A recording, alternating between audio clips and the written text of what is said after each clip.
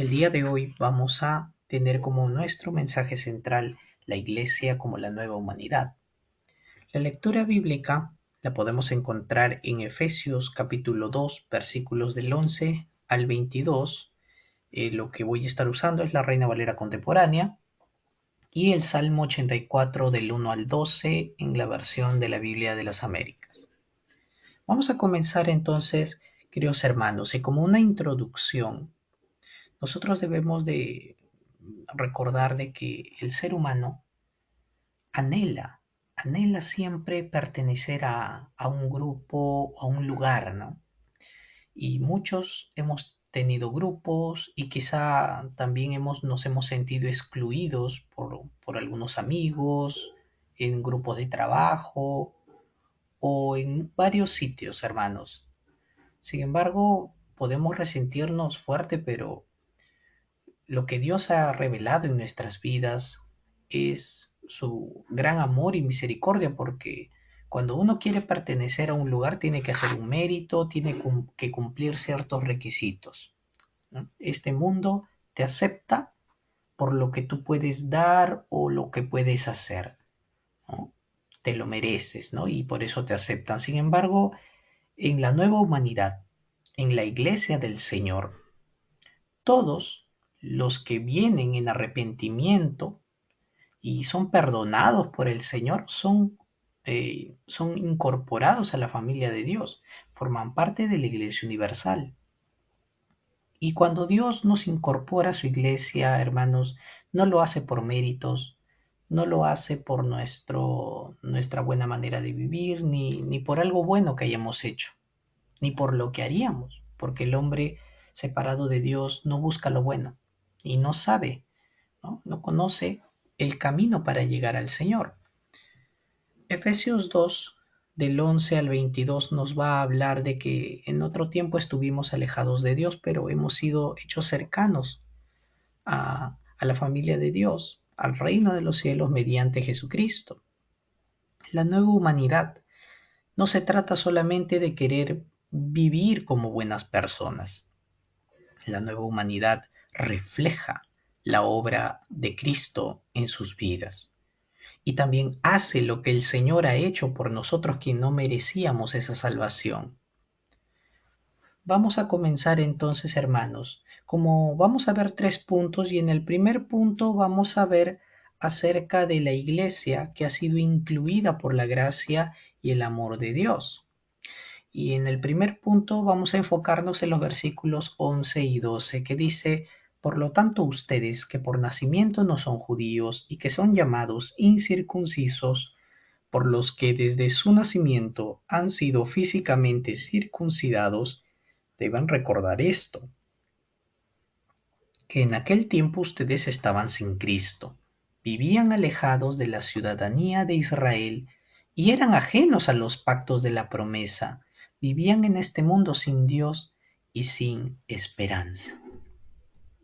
Hay algo más triste de no sentir que perteneces a un lugar. Lo más triste es vivir en este mundo sin propósito y sin esperanza en esta y en la vida siguiente.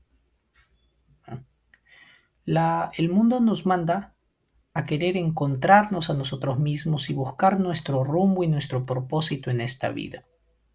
Pero como Dios no está en esta vida para el creyente, no está en las cosas materiales ni en las corrientes del mundo pecaminoso, entonces el Señor se manifestó, vino, se hizo hombre desde los cielos para encontrarnos de manera personal y darle sentido a nuestra vida, porque el hombre solamente tiene propósito, tiene una meta, tiene un valor dentro del Señor. Y el versículo 11 comienza diciéndonos: por lo tanto, ustedes. Entonces, esta frase, por lo tanto, hermanos, nos hace recordar la razón por la cual Pablo está diciendo que somos una nueva humanidad, que somos la familia de Dios, nuestro pasado, nuestro presente y lo que va a hacer en el futuro. El apóstol Pablo, hermanos, ¿no? Cuando llega a Éfeso, en Hechos 19, él llega a una sinagoga y habla de todo lo que en el Antiguo Testamento el Cristo se cumpliría. Y él habla en las sinagogas de que Jesús es el Cristo, es el Señor. Pero cuando esto lo escuchan las personas, los judíos, lo echan, ¿no? Blasfeman contra el Señor también. Pero aquellos pocos que creen en las palabras de Dios, que creen en el Señor, van junto con Pablo. Comienzan a reunirse en la escuela de Tirano, ¿no? Que es una especie de universidad de esos tiempos. Hermanos, y ahí comienza a nacer la comunidad en Éfeso, la comunidad de cristianos en Éfeso. Y es ahí donde Pablo comienza a enseñarles justamente esto. Efesios 2, del 1 hasta el 10, nos menciona estas tres cosas. Que en nuestro pasado vivíamos separados de Dios, en una muerte espiritual, muertos sin delitos y pecados. No podíamos cambiar nuestra condición de pecado. Un muerto así tampoco no puede moverse ni hacer absolutamente nada. En nuestro presente, el Señor nos ha encontrado por su gracia, podemos ser unidos a Cristo mediante la fe. Ha habido un cambio.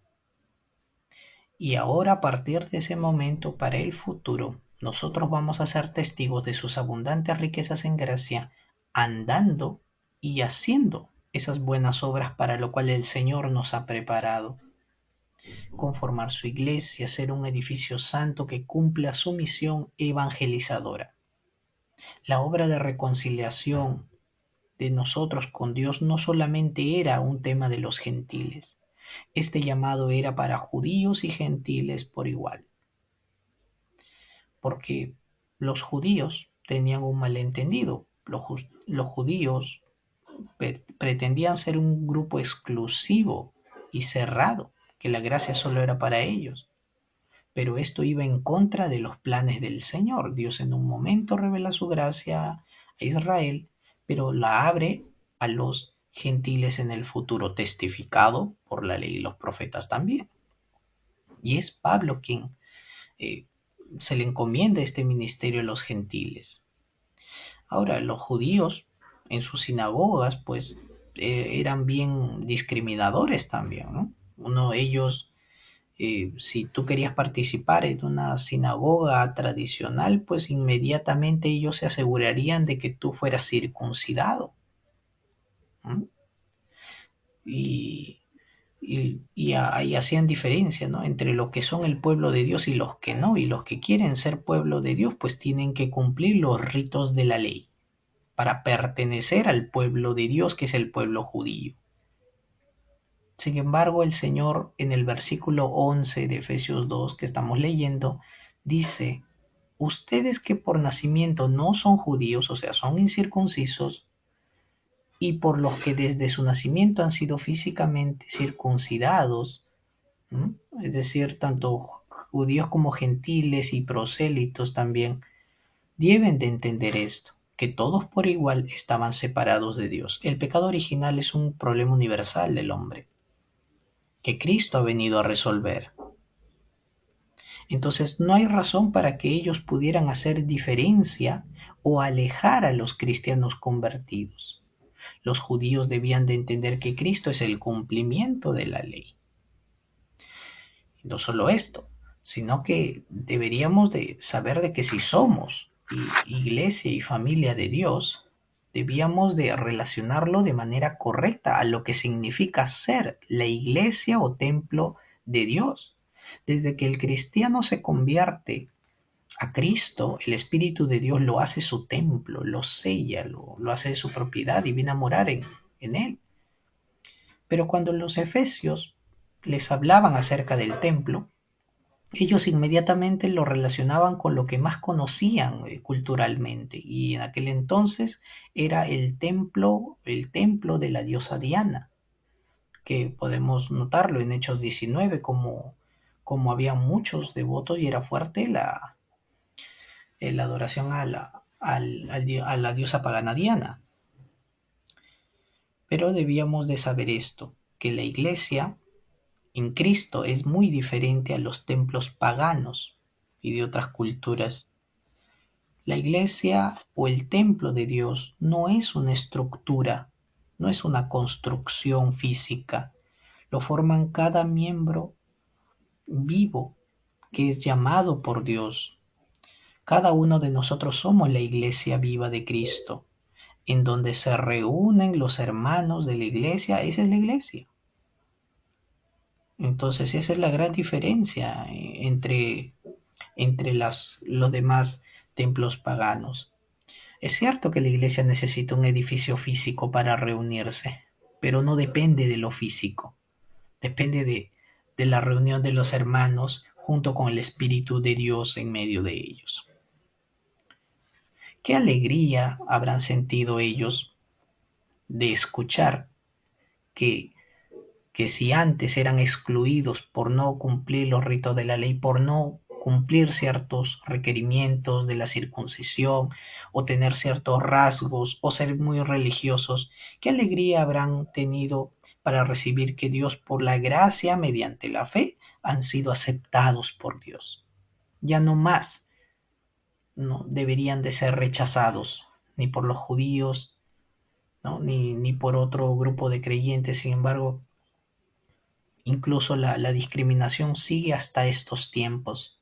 Y es en Cristo Jesús que debemos de aprender a derribar todas esas barreras y alejamientos y divisiones que queremos hacer entre hermanos, como lo había en el tiempo de los judíos y lo sigue habiendo, de algún modo. Romanos 11:32 dice, porque Dios sujetó a todos en desobediencia para tener misericordia de todos. Si Dios tuvo misericordia de todos, la salvación, el mensaje de las buenas nuevas, el hecho de que una persona quiera venir a la iglesia a escuchar la palabra, sin importar su condición, su situación o de qué lugar es, debe de ser recibida para que escuche la palabra de Dios. La relación especial de Dios con Israel fue en su momento, hermanos, pero esto no pretendía ser cerrado, como ya hemos visto, sino que Dios lo que quería no era exclusión, sino la inclusión de todos de los que estaban destinados a la salvación. Hoy en día mucho se maneja el malentendido de la ideología de género moderna, que llama inclusión a, a las malas prácticas. Dios quiere ser inclusivo, sí, porque sin importar qué tipo de persona sea, Dios desea que esa persona se acerque a Él y sea salvo. Dios la acerca a sí mismo por su gracia, la convence de pecado mediante su espíritu, le abre el entendimiento, se arrepiente y se convierte al Señor. Entonces es la obra de Dios. Pero la gente piensa que ser inclusiva en estos tiempos es aceptarte con todo y que sigas viviendo en lo incorrecto, en lo pecaminoso. Eso no es una inclusión correcta. Muchos se quejan porque dicen, no, es que tú me estás juzgando. No se trata de juzgar.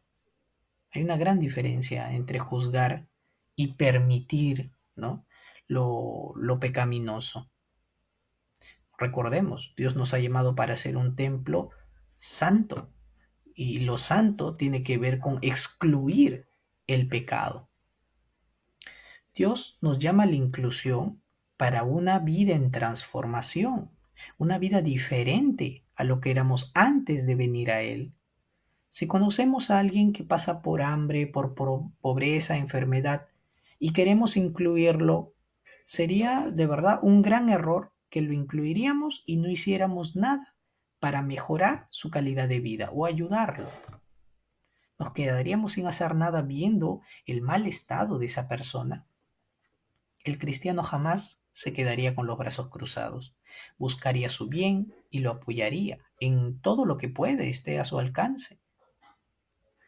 Es así como toda persona que tenga algún problema o situación de pecado y quiere venir a la iglesia, debe de humillar su corazón y buscar en el Señor ser transformado, cambiar, dejar el anterior viejo hombre, ¿no? y ser revestido del nuevo cada día. Nos dice que incluso la iglesia es un lugar donde muchas veces venimos para que nos digan lo malos que somos, ¿no? Si uno va a un lugar donde te dicen lo malo que eres, irías, ¿no? A uno no le gustaría. Sin embargo, cuando abrimos la Biblia, hermanos, venimos a la iglesia, la predicación de la palabra va a chocar con lo que somos, porque lo que somos estaba cubierto de pecado. Ahora lo que Dios ha hecho en nosotros es la nueva creación, la nueva humanidad, que nace de Él, de su palabra viva, llena de amor, de misericordia, de perdón, también de justicia y de santidad, cada día más para reflejar a nuestro Señor. Muchos toman el texto de Juan 3:16, que nos dice: de tal manera amó Dios al mundo. Y nos gusta decir que Dios ama a todos. Pero si seguimos leyendo, hermanos, vamos a ver que ese amor tiene un propósito. Ese amor es para salvar al hombre que está condenado por el pecado. Es decir, quitar una vida de pecado de su vida y traerlo a una vida de santificación. Por eso aquel que diga que solamente Dios ama y Dios no juzga, eso está equivocado. Dios juzgó nuestro pecado en Cristo Jesús con su muerte. Dios no pasó por alto el pecado de ninguna manera. Lo juzgó en Cristo y en Cristo nos perdonó. Nos dicen los versículos incluso del 17 hasta el 21 que el Hijo de Dios no vino para condenar, sino para salvarnos, porque el estado del hombre ya era de condenación. Versículo 19, ¿cuál era la condenación? Que aunque la luz vino, la salvación vino, Cristo vino a este mundo a salvarnos, nos habló de su salvación, los hombres amaron más lo malo, las tinieblas, que la luz, porque les gustaban practicar sus obras malas. Todos los que hacen el mal odian la luz, niegan acercarse a ella porque temen que sus pecados queden al descubierto. Esa es la razón por la cual el hombre con un corazón de pecado no quiere acercarse a Dios, no puede por sí mismo. Sin embargo, es la gracia que nos trae hacia Él. Pero los que hacen lo correcto se acercan a la luz para que otras puedan ver que están haciendo lo que Dios quiere. Entonces, eso es lo que Dios desea de nuestras vidas, no alejarnos, no poner una división, no discriminar, sino a todas las personas, sin importar su situación, puedan venir de las tinieblas a la luz. El Señor nos llama a todos al arrepentimiento para una nueva vida. Así que, hermanos, podemos hacer dos cosas: rendir nuestra voluntad al Señor o seguir ignorándolo y resistiéndolo hasta que ya no se pueda hacer más. Deseo de todo corazón que podamos rendir nuestra vida a Dios, aquellos que todavía no vienen a Cristo y aquellos que ya están en Cristo, que podamos gloriarnos en Él y abrazar a otros con el amor que Cristo nos abrazó y nos incluyó en la familia de Dios, siendo fieles y compartiéndoles el Evangelio. Ahora vamos a pasar al punto 2, que nos va a hablar acerca de que somos una nueva humanidad porque la iglesia incluye a otros, ¿no? Así como ha sido incluida por gracia y amor, nosotros mismos, Dios está amando al mundo, incluyendo a otros en su iglesia mediante la predicación del Evangelio. O sea, nosotros somos agentes usados por Dios para que otros se acerquen al Señor. El Señor a través de nosotros les habla: reconciliaos con Dios. Vamos a leer Efesios 2 del 13 al 18. Dice: pero ahora en Cristo Jesús, ustedes que en otro tiempo estaban lejos han sido acercados por la sangre de Cristo, porque Él es nuestra paz. De dos pueblos hizo uno solo, al derribar la pared intermedia de separación y al abolir en su propio cuerpo las enemistades. Él puso fin a la ley de los mandamientos expresados en ordenanzas para crear en sí mismo de los dos pueblos una nueva humanidad, haciendo la paz, y para reconciliar con Dios a los dos en un solo cuerpo mediante la cruz, sobre la cual puso fin a las enemistades. Él vino y a ustedes que estaban lejos les anunció las buenas nuevas de paz, lo mismo que a los que estaban cerca. Por medio de él, unos a otros tenemos acceso al Padre en un mismo espíritu. Así que ya no sois extranjeros ni advenedizos, sino conciudadanos de los santos y miembros de la familia de Dios. Amén. Entonces, nos habla acerca de que Cristo ha derribado la pared intermedia de separación entre Dios y nuestras vidas para que podamos acercarnos a Dios. ¿Y cómo se acercaba? Si nosotros queremos tener una idea de cómo se acercaban los israelitas e incluso los gentiles convertidos al Señor, querían rendirle culto y adoración a Dios en el templo, en el Nuevo Testamento, ¿cómo se acercaban al templo? ¿Cómo se acercaban al Señor? Y hermanos, por eso el Salmo 84 que se ha leído nos habla acerca del atrio del templo, los atrios del templo. Salmo 84, el versículo 10, el salmista dice, porque mejor es un día en tus atrios que 1000 fuera de ellos. Escogería antes estar a la puerta de la casa de mi Dios que habitar en las moradas de maldad. Amén.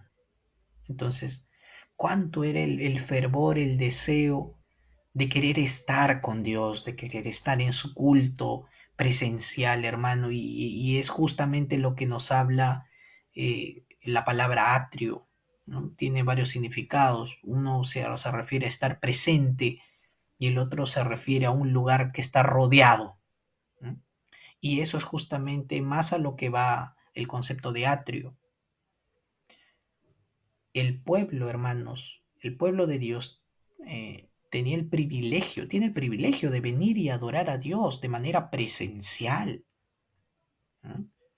Pero también, hermanos, el atrio eran unos patios grandes cercados alrededor del templo, y no cualquiera podría entrar en ciertos atrios. Entonces, como habían estas divisiones de los atrios, hermanos, esto también era, no solamente era para venir a adorar a Dios, sino era un recordatorio, hermanos, de que había una separación que existía entre el Dios santo y el hombre pecador. O sea, así nomás no podías acercarte al Señor, debido a la santidad del Señor y nuestra maldad. Debíamos de purificarnos. Entonces, imaginémonos, era como, si podemos hacernos una idea, el atrio era, por así decirlo, las bancas de un estadio, ¿no? Las gradas de un estadio y el templo pues se ubicaba en donde es la cancha, ¿no? Entonces, y obviamente hay un cerco, ¿no? Nadie se puede acercar, más allá no está permitido, ¿no? Y vamos a entender esto, hermanos. Los adoradores podían entrar en ciertos atrios, pero no ir más allá de lo que se les permitía. Entonces, habían tres atrios en el Nuevo Testamento, en la época de Jesús, de Rey Herodes, ¿no? Y más allá de los atrios estaba el lugar santo y el lugar santísimo. Y aún hasta en esos lugares no cualquiera podría entrar a cualquier modo tampoco. El atrio, como les he dicho, era una cerca, un patio cercado, grande, rectangular. Y esto nos habla mucho acerca de eso, porque el hecho de que sea de 4 lados, ¿no? Eso nos señala también la gracia de Dios, que es vertida sobre los 4 puntos de la tierra, norte, sur, este y oeste, ¿no? Que la gracia de Dios, Él llama a la adoración a todo el mundo mediante el sacrificio de Cristo que sería ofrecido a la humanidad por el perdón de pecados. Entonces el llamado al Señor se hace para todo el mundo, para todas las naciones. Entonces, incluso hermanos, la entrada al templo, o sea, la entrada del templo y la entrada que iba alineada de los atrios hacia afuera, daba hacia el este, ¿no? En un primer lugar, cuando se construye el segundo templo. Entonces, ¿qué pasa? Que esto hace una referencia también acerca de cómo es que cuando Adán y Eva pecaron, ellos son expulsados del huerto del Edén, de la presencia del paraíso del Señor, y ellos salen por el este, de tal manera de que volver al este, ¿m? Significa el retorno a la presencia de Dios, en Génesis 3:24. Es una figura bien bonita. Y también notamos claramente acerca de los atrios que estamos hablando, ¿no? Y vamos a proceder a explicar cada uno de los atrios que estaban separados entre sí, obviamente. En un primer momento habían 3 atrios, pero después se agregó uno más. Primero vamos a ver el atrio de los gentiles. El atrio de los gentiles era pues un área única, ¿no? Era la parte más externa del templo, la parte más externa, de más afuera. Y en ese lugar, en este atrio, se le permitía entrar, ¿no? Ese era el límite de todos los que querían acercarse, gentiles, extranjeros, que eran considerados pues para los judíos impuros, no aptos para morar entre el pueblo de Dios, y tenían su límite. El atrio de los gentiles fue edificado por Herodes, el rey edomita Herodes, eh, y hizo varios cambios también por causa de ganarse el favor del emperador de Roma. Y agranda la zona del templo, y en esa zona agrandada del exterior se le llama el atrio de los gentiles. El atrio está rodeado por una barandilla, ¿no? Por barandillas así, ¿no?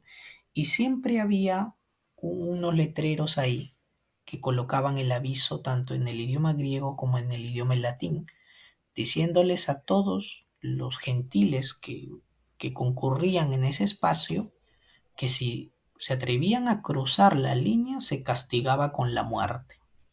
El lugar donde Jesús echó pues a los cambistas, ahí era el lugar donde se vendían, ¿no? Los animales y se cambiaban las monedas, donde Jesús vuelca las monedas diciendo que esta es casa de oración y no cueva de ladrones.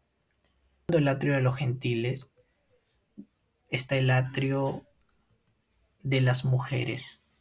El atrio de las mujeres podían entrar los hombres y las mujeres, pero fue llamado atrio de la mujer porque hasta ahí no me llegaban las mujeres de Israel. Eran 14 gradas más arriba, entrando, subiendo 14 gradas. Estaba prohibido para cualquier gentil, cualquiera que no fuera judío, entrar ahí, ¿ya? Y una vez que uno entraba al atrio de las mujeres, se encontraba con varias cosas. Primero, habían 4 bóvedas en cada esquina de todo ese patio.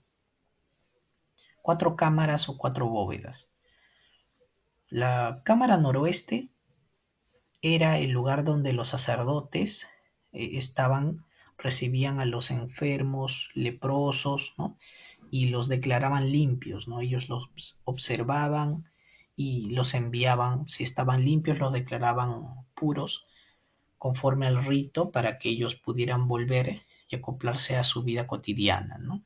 Posiblemente se acuerdan del leproso que fue limpiado por Jesucristo. Muy probable que fue ahí donde recurrió al sacerdote para ser examinado y declarado limpio. La cámara noroeste habla acerca de donde se guardaba la madera para los sacrificios. La cámara suroeste se almacenaban el aceite y el vino para las ofrendas al templo. La cámara sureste era el lugar donde se cumplían los votos de los nazarenos y se rapaba a la persona que había cumplido su voto al Señor. Y es de resaltar también que en el atrio de las mujeres era el lugar donde se ubicaban las ofrendas, ¿no? Habían algo de 13 cajas de ofrendas distribuidas, ¿no? Alrededor de ese patio, y fue en ese lugar donde se echaban los tesoros del templo, fue ese lugar donde la viuda ofrece, ¿no?, devoción al Señor, sus 2 blancas lo echa a la ofrenda y el Señor resalta que ella ha entregado todo lo que poseía al Señor.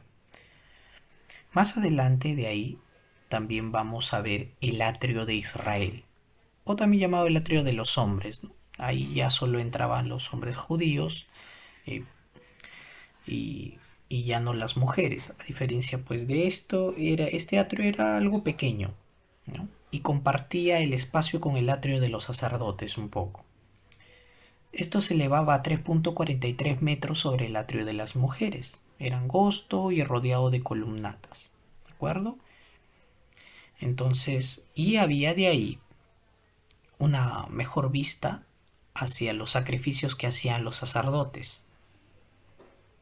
Entonces uno debe de considerar de algún modo eso como una unidad para hacerse la idea de que estaba dividido. Era un pequeño recinto. Y también vemos el atrio de los sacerdotes, ¿no? A partir de ahí hacia adelante, entre el atrio de Israel y el lugar santo. Este atrio de los sacerdotes solamente podían hacer los sacerdotes levitas, y ahí se ubicaba la fuente, el estanque de bronce, y también el altar de bronce con sus 4 cuernos donde se hacían los sacrificios al Señor. Y viendo todo esto, hermanos, miren cuántas divisiones y cuántas barreras, ¿no? Para pasar y acercarnos y rendir culto, servicio para el Señor. ¿Qué barreras hay ahora, hermanos, que nos pudiera impedir llegar al Señor? Prácticamente no hay nada. Sin embargo, hasta el día de hoy hay barreras en nuestros corazones que nos impiden acercarnos al Señor con toda sinceridad y con toda limpieza del corazón. Quizá algunos quieren seguir aferrados en el orgullo o en algún pecado que no les impida acercarse al Señor.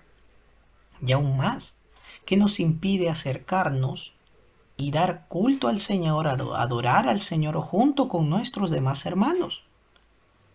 Porque había división entre hombres y mujeres, división entre judíos y gentiles, pero venido Cristo, hermanos, con su sacrificio en la cruz, lo que Él ha hecho es lo que nos dice Efesios: ha derrumbado toda barrera de enemistad que había contra el Señor.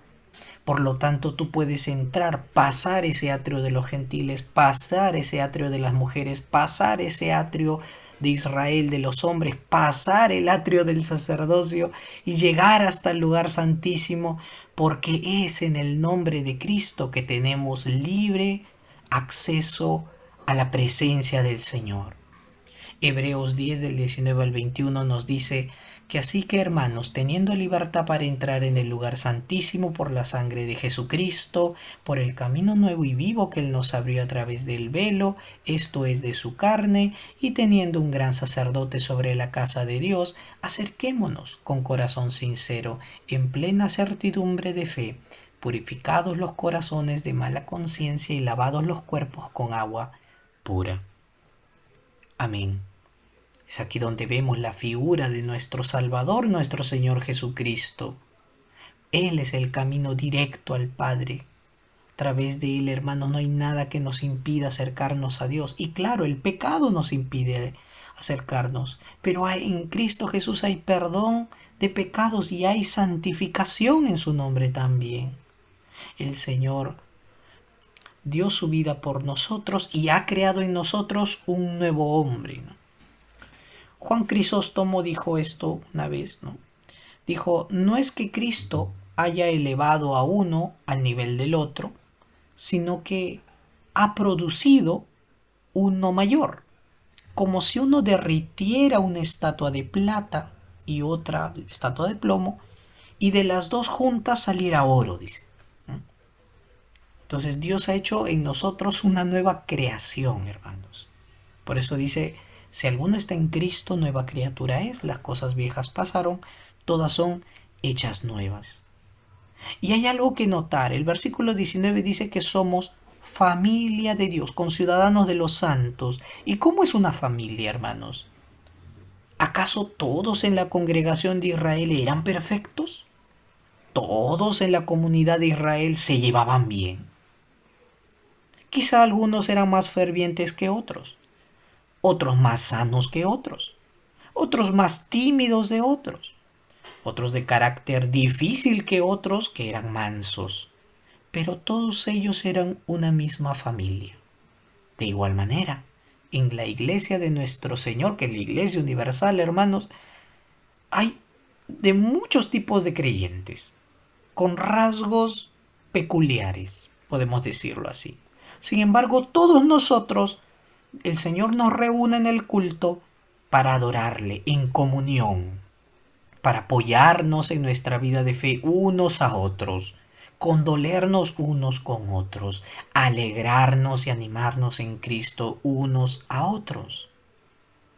Si el señorío de Jesucristo, hermanos, porque Él es la cabeza de la iglesia, si su señorío no es mayor en tu vida que cualquier diferencia que tengas con tu hermano en los demás temas, ya sea en política, ya sea en economía, ya sea por donde vives, por el idioma que hablas, por el lugar en que naciste, de verdad que entonces no hemos entendido lo que significa estar bajo el gobierno y la potestad de Cristo. La iglesia, hermanos, tiene que derrumbar esas barreras. Claro, somos diferentes, quizá venimos de distintos lugares, hablamos, quizá unos hablan quechua y castellano, otros hablan inglés y castellano, otros son más blancos, otros son más trigueños, no importa. Quizá unos tienen una inclinación política por un lado, por el otro, pero hermanos, en Cristo Jesús nosotros somos la familia de Dios y esas cosas no tienen que ser una barrera ni una piedra de tropiezo para poder unirnos y poder adorar a nuestro Señor. Vamos ahora al punto 3 que nos habla de que somos una nueva humanidad y una iglesia que crece en unidad, en amor, hermanos. Efesios 2 del 19 al 22 nos dice, y están edificados sobre el fundamento de los apóstoles y profetas, cuya principal piedra angular es Jesucristo mismo. En Cristo todo el edificio bien coordinado va creciendo para llegar a ser un templo santo en el Señor. En Cristo también ustedes son edificados en unión con Él, para que allí habite Dios en el Espíritu. Amén. Y aquí vamos a ver dos cosas. Primero, que somos edificados sobre un fundamento único. Ese fundamento es Jesucristo. Y para eso vamos a entender bien, ¿no? Acerca del fundamento. Para toda construcción, hermanos, era indispensable poner la base, ¿no? La piedra, la roca como único fundamento. Y el fundamento se pone una vez nada más. No puedes poner el fundamento para edificar una casa, un edificio dos veces. Tienes que ponerlo una vez y sobre ella edificar. Y acá Jesucristo aparece como el fundamento y también como la piedra angular, hermanos. Mientras que el fundamento da la base para la edificación, la piedra angular es puesta para levantar la edificación. ¿Me entiendo? Entonces, hay un fundamento único sobre el cual descansa la iglesia, el cual es Jesucristo. La doctrina de Dios, el Antiguo y el Nuevo Testamento, que es palabra inspirada por Dios, sobre la cual la iglesia va a ser expuesta en el sacrificio, la muerte y la resurrección de nuestro Señor Jesucristo.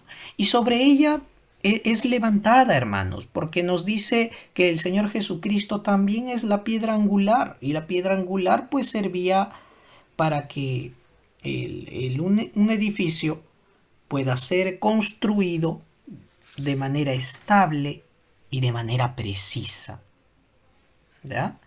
Y en donde todas las demás piezas de la construcción puedan ajustarse y alinearse conforme a lo que indica o lo que guía esta piedra del ángulo. Entonces, vamos a entender acerca de esto. Hechos 2:42 nos dice que la iglesia perseveraba en la doctrina de los apóstoles. Y la doctrina de los apóstoles no era otra sino la doctrina de Jesucristo. Ellos hacían eco de la palabra de Dios, ¿sí?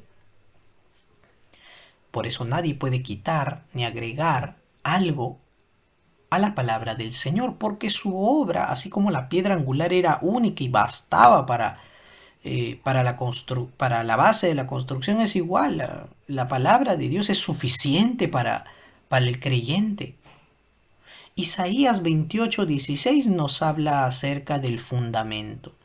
Por tanto, Jehová el Señor dice así: He aquí yo he puesto en Sión por fundamento una piedra, la piedra probada, angular, preciosa, de cimiento estable.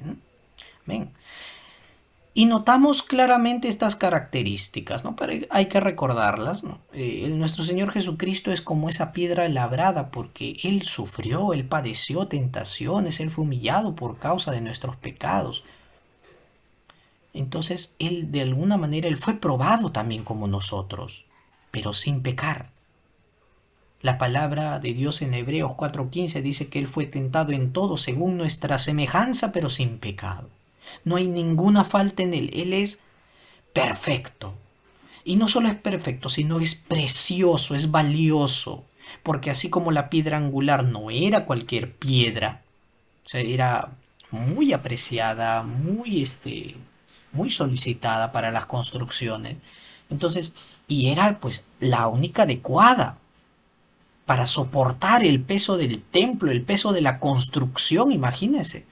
Tiene que ser una piedra de fundamento. Y nos hace considerar también acerca de el valor de la persona de Cristo, su obra en la cruz. La palabra de Dios nos dice que mientras que el mundo lo desecha, mientras que otros lo desechan esta piedra angular, para nosotros Él es precioso. Nosotros valemos precio de sangre por la sangre, el sacrificio de Cristo. Ahora nos habla también de que eran piedras costosas y piedras de fundamento, hermanos. No hay otro en quien descanse la iglesia, porque no hay otro digno. Jesucristo, verdadero Dios y verdadero hombre, es nuestro cimiento estable, firme, seguro delante de Dios. Esas características de esta piedra del fundamento, del ángulo, apuntan de algún modo a ver a nuestro Señor Jesucristo. Y no solo es una piedra del fundamento. El último punto que vamos a tocar aquí es, ahora no solamente vamos a crecer teniendo un buen fundamento, sino también para ser edificados como un templo digno del Señor. Porque tanto el templo como el palacio pues necesitaban un buen fundamento, ¿no? Sin embargo, hermanos, esto no solamente era para cosa del templo, sino para todo buen edificio. De igual manera, en cada aspecto de nuestra vida diaria, nosotros, ¿sobre qué estamos viviendo? ¿De qué manera estamos edificando nuestras vidas? Quizá con un fundamento extraño.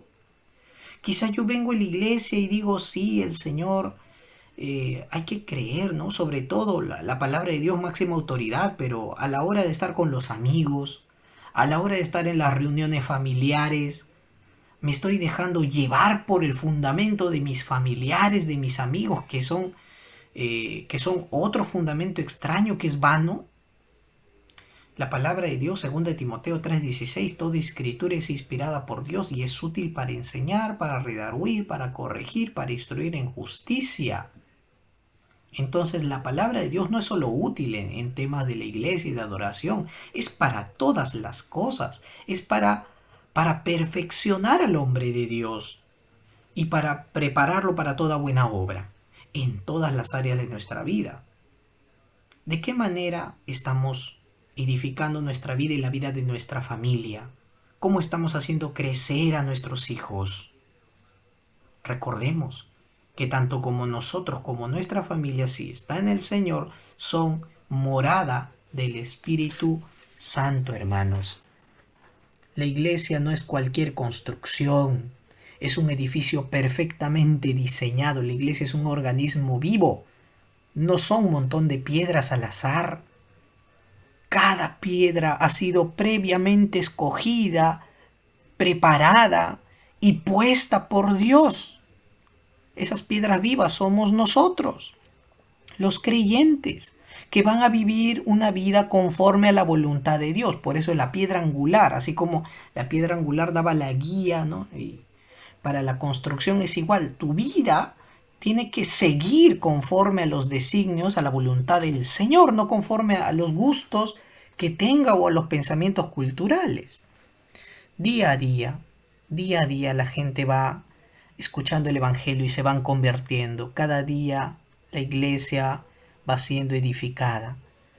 Ningún templo, hermanos, ningún templo es físico, es ya la morada de Dios, no es. Dios ha hecho de su iglesia su morada. Él habita en medio de sus hijos. Y este hogar es amplio, es universal. Ya no hay barrera, no hay lugar de división ahí, ese tema. Termino, eh, termino diciéndoles un comentario acerca de un teólogo metodista que explicó la obra de Dios en la iglesia, ¿no? Esto es algo bien bonito, quiero compartir con ustedes, ¿no? Cómo es que nosotros debemos adorar, alabar a Dios por la gloriosa iglesia de Cristo. Dice, no hay nada tan noble como la iglesia, porque es el templo de Dios. No hay nada tan digno de reverencia, porque Dios mora en ella. No hay nada tan antiguo, porque los patriarcas y profetas desde la antigüedad trabajaron en ella. No hay nada tan sólido, ya que Cristo Jesús es el fundamento. No hay nada tan sublime, ya que ella alcanza lugares altos y celestiales en Cristo Jesús. No hay nada tan perfecto y bien proporcionado, porque el Espíritu Santo es su arquitecto. No hay nada más hermoso, porque está adornado con piedras de construcción de todas las épocas, de todos los lugares y de todos los pueblos, desde reyes hasta campesinos, desde los científicos más brillantes hasta los más sencillos creyentes. No hay nada más espacioso, ya que se extiende por toda la tierra y acoge a todos los que han lavado sus ropas y han blanqueado, ¿no?, sus vestiduras con la sangre del Cordero. No hay nada tan divino, ya que es un edificio vivo, animado y habitado por el Espíritu de Dios. Queridos hermanos, vamos a orar. Te damos gracias, amado Señor. Gracias por toda la obra que hiciste en la cruz por nosotros, por tu obra santificadora que estamos viendo y experimentando en estos días, en estos tiempos. Te damos gracias porque tú, que nos has llamado como una nueva humanidad, no nos has puesto trabas para acercarnos a ti. Todo rito, toda religiosidad era figura que señalaba la obra magnífica de Cristo en la cruz, su perdón y misericordia a la humanidad. De igual manera debemos enseñar a las demás personas que se acercan y quieren conocerte, que por medio de la fe en Jesucristo tienen entrada al Padre, una vida de arrepentimiento, de perdón de pecados y un nuevo nacimiento. Gracias, Padre Celestial. Ayúdanos a reflejar las bendiciones y los tesoros del cielo en la tierra. Oramos en el nombre de Jesucristo. Amén.